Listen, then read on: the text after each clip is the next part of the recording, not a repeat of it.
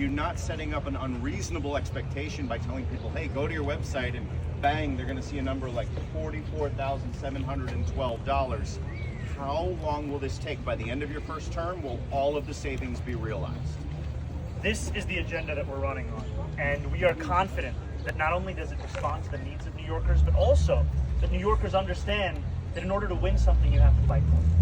And there is no ability for us to deliver a rent freeze or universal child care or fast and free buses if we are not willing to say that this is the bare minimum the city deserves. And so from the first day of our administration, we're going to get to work. And as you said, this is going to be a process. It's going to be a process that will require the city. It's going to be a process that will also require the state.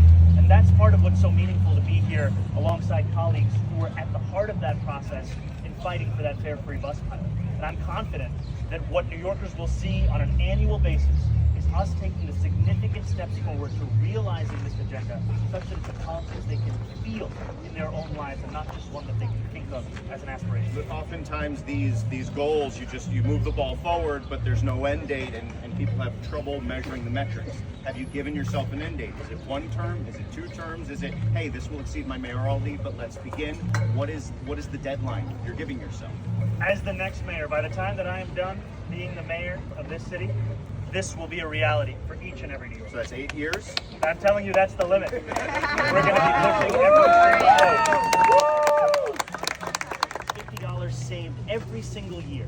And together that amounts to more than $1.7 billion in its first year. These are the figures that add up in the lives of New Yorkers. These are the figures that together would save the people of this city more than $8 billion. Now, we are not saying that the days of the artichoke mafia are still here with us. Yet what we do know is that squeeze, that pressure, that is still a daily reality for too many people across this city.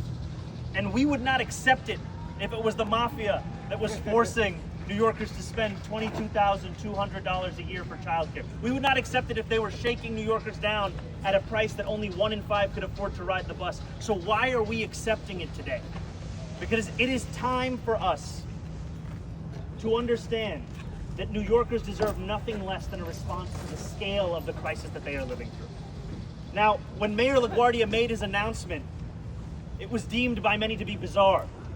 A reporter for the Herald Tribune wrote that the, quote, world seemed a bit mad.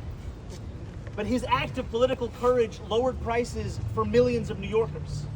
And now we need not accept that madness as the norm, whether it comes to the cost of housing, the cost of childcare, or the cost of public transit.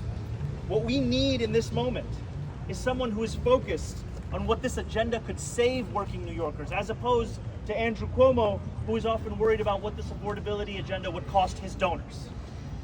Too many New Yorkers today are leaving for states outside of ours. They are moving to Jersey City or Connecticut or Pennsylvania. They live now in South Carolina. And so as much as we speak about the possibility of the wealthiest among us leaving today, we know the reality that today working and middle-class New Yorkers are already fleeing this city. And it is time for them to have a mayor that will understand the crisis of living in the most expensive city in the United States of America and put forward an agenda that speaks directly to it and that has support at the city, the state, and soon to be the level of the mayor of this city. Thank you so much.